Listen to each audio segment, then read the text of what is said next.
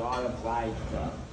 Uh, as you all know, my name is Matt, and I'm 30 years old, and I was born in Tacoma, and I was adopted and raised in Puyallup.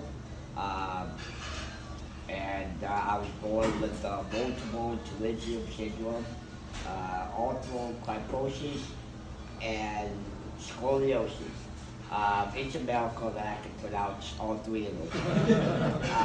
I normally, when I talk about myself, I normally say like, oh, I have multiple pterygium syndrome and scoliosis, because basically multiple pterygium syndrome and arthral kyphosis to me is kind of the same thing. Um, it basically just means that I have uh, like a deformity kind of in my legs and my arms. My legs at the time what got the worst bunch of it to the point that they were locked in one position. You know how like when you're sitting on the ground, right, and you have to when you go to stand up, you have to put your legs in front of you. Well, my legs were basically stuck in front of me. I could not extend them out. I could not, you know, put them. You know, couldn't. I had no control over them. You know, there were all kinds of things that went on. You know, over the years of me growing up, I had to, you know, I wore braces on my legs to help keep them protected, and I had multiple surgeries. I have what was called an original off, which was to help extend the legs. Unfortunately, over time, it was known that it was unsuccessful, and then it was gonna, my legs were going to go back to the position that it was. So at the age of 12,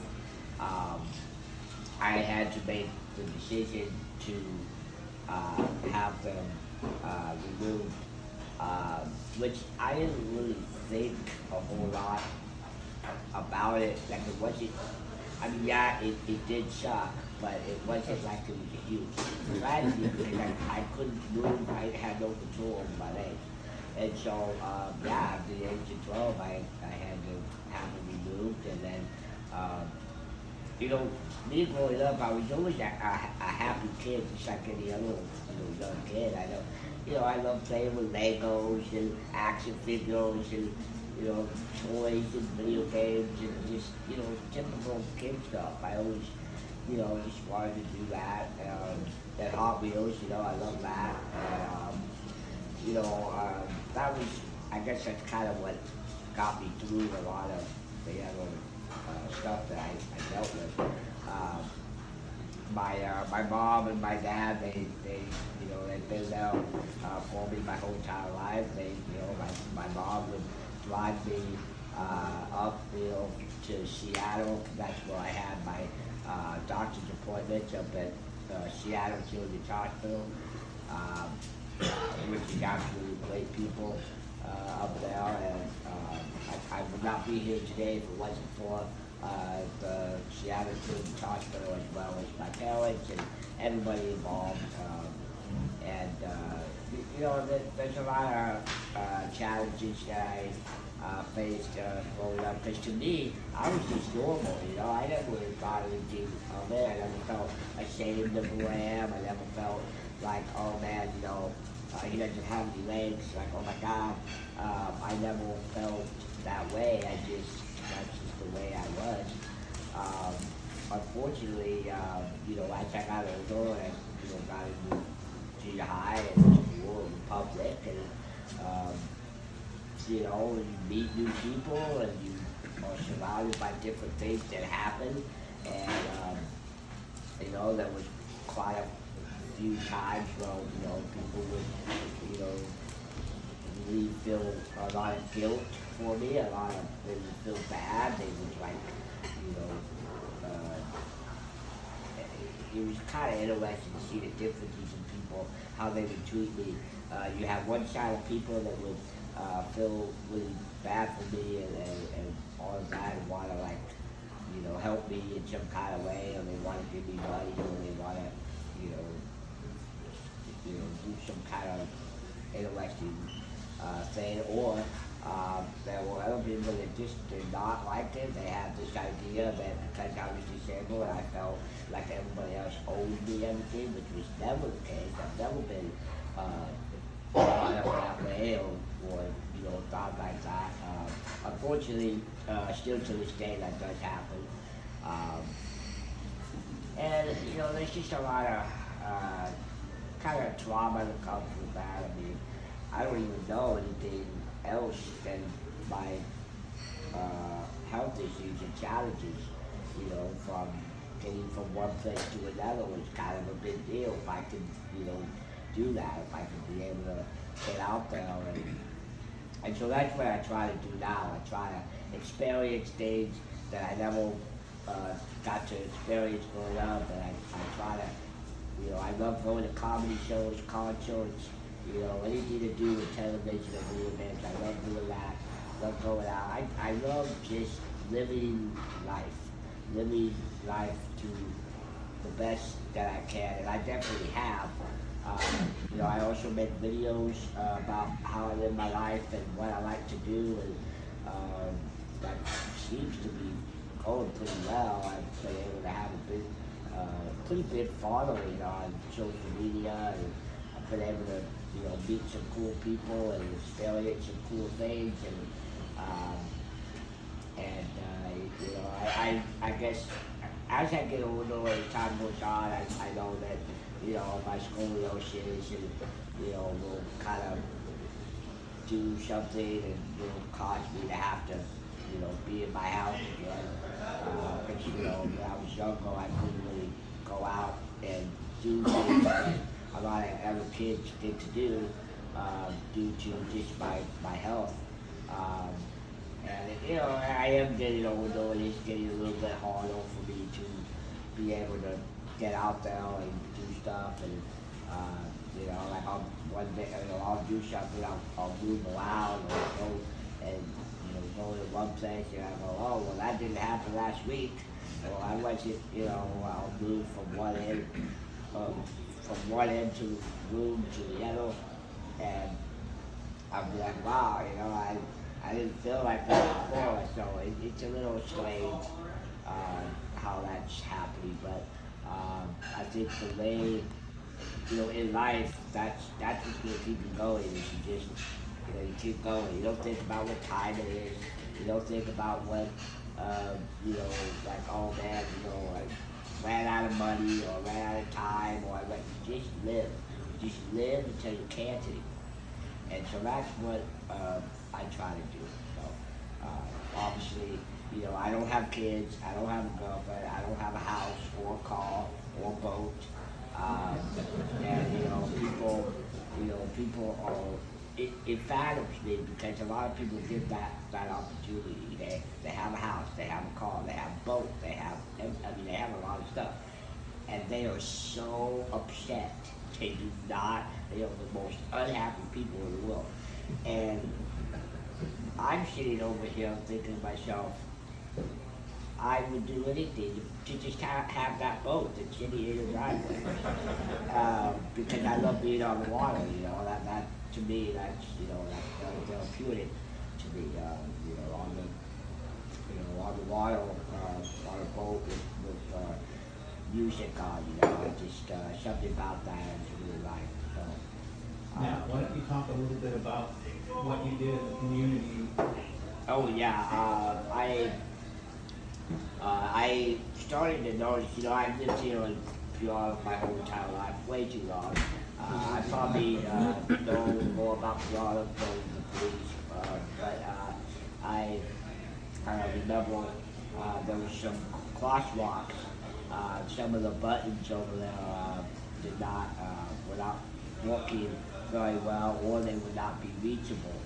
And I remember there was this one crosswalk button that was in front of the Hampton Hotel, and I remember I pushed I wasn't able to reach the button now because it was like up on the step, and so that's a really busy intersection I found, and so of course, I'm a Facebookaholic, so I go on Facebook and I talk about it, complain about it and all that. And well, somebody had seen that, a friend of mine saw that, she actually contacted the local news, Cairo, and they actually called me and wanted me to come, and they wanted to hear about it, and which I thought was shocking and pretty cool because I had never been on TV a day in my life. So, it's a whole other world when you were watching TV in your living room and then you go and you be on TV.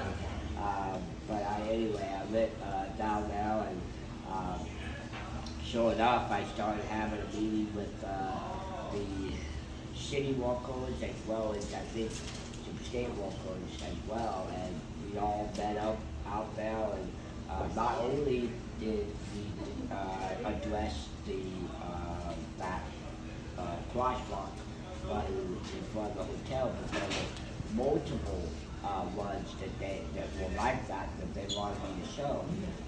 So I did that, and sure enough, they changed pretty much the majority of them so that people in wheelchairs and other people could reach them easily.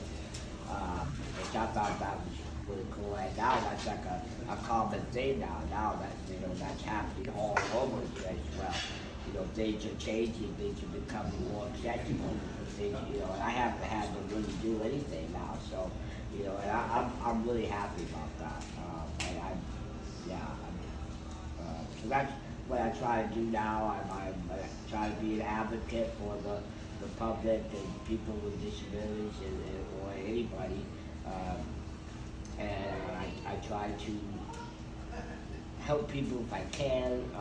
Obviously, I can barely help myself sometimes, so I do need help with certain things, and unfortunately nowadays things are a little bit different, as well as I kind of feel like people need to work on helping each other more, they need to build each other up a little more, and I think that's something we need to work on, but hopefully over time we will get back to that. My family and I have been a part of the Puyallup Lions Club for years and years, and we love what you guys do, and we're just really happy and lucky to be a part of such a great Lions Club. So, I wanted to just leave a little bit of room if anybody had any questions or yes. I understand you like to fly to Reno and gamble. Well, I did get the opportunity to go to Vegas for my 30th birthday. That was something that I always wanted to do in my life, and I finally got to do it. I did play the slot machines. I did love that, but of course I won money and then I lost it, and then I wanted to keep going, and then I went, whoa, okay, time to do something else. So I did do that, and I did see a lot of cool stuff, and I definitely hope to go back there someday. And I have certain locations, certain states that I want to visit in my life. And so I'm planning on doing some traveling and yeah. He does have a dog. Yes. I have two questions, well, one question and one comment. Okay, Your chair that you're in, yes. does that have a speed control on it? Uh, The reason I'm asking that is we saw you at the fair. And that thing was going very, Yes. just looking away on your phone, so. Yeah. The other thing is, I want to thank you. A while back, I took a face plant out here in the driveway. Could not get up. Here he comes, barreling down in his chair. You wanna hang on to the side? I can help you get up. And I looked at him and I said, oh, thank you, but if I did that, we both would be on. So thank you. No problem. Yeah, you know, my wheelchair, it goes about 8 miles an hour. And that's for a wheelchair, that's pretty good. In fact, you can't make it go 8 miles an hour on your own. You do have to take it somewhere and have it like programmed. They have to like plug something in and like program it. And even then, that's like pushing it. Because I did try to have them go higher, and they said, well, if it goes any higher, you might go through a wall. Yeah, so that, I said, okay, well, so I do, it does have a speed control. It has different drive settings, 1, 2, 3, and 4. I always keep it at 3 just because it's the normal speed, and I can, you know, I have a very good control of it. You did have control, even Yeah. though you were a streak. Yeah, I definitely, you know, you know, to be honest, I like to, when I go fast, I'm not just like going, you know, fast and going, you know, I'm actually picturing myself, because a lot of you guys have very nice cars, right? I mean, you know, Ford Escapes and Hondas and all kinds of that. So, you know, my favorite vehicle is a Lamborghini or a Ferrari. When I am going fast, I try to, you know, picture that. Yes. Yeah, Matt, your supercharger and fuel injection will be ready to All right, that sounds good. Do you know that Matt's first wheelchair it wasn't really a wheelchair, but it was Cars for Kids that this club sponsored him for. Oh, cool. So that was his first learning to drive. At least his mom and I had control then, because he had the controller in the back. So if he started to get out of control, we could hit the kill switch. But that was Matt's first experience with a powerized conveyance, was the Cars for Kids that this club donated to. That was a good recommendation. Dick right now, I am actually a caregiver for Hunter Bridget, who's in a wheelchair, and he controls his wheelchair with his head. He can only move his head. And I just want to let everybody know that, yeah, it does go really fast because he did plow into the wall one day. Oh my God, his wife just was so, but it's like, I couldn't control it. I'm like, okay. So, yeah, and he has a thing in the back where I can actually take over. So from now on, I walk behind him, and if I think he's in trouble or going too fast, stop him. But I do have a question. So, do you have a caregiver, and you have a need for a service dog? Currently, right now, my mom is my caregiver. She's my mom, my caregiver, my Uber driver, you know, just everything. So right now, she's currently my caregiver. I don't have an official service dog. He's not trained as an actual service dog, but he is an emotional support dog, and he's my everything. His name is Max. He's 7 years old now. He's a lab mixed with shepherd and possibly boxer. He's just he's just an absolute. He keeps me grounded. He keeps me going, and he's like my kid. So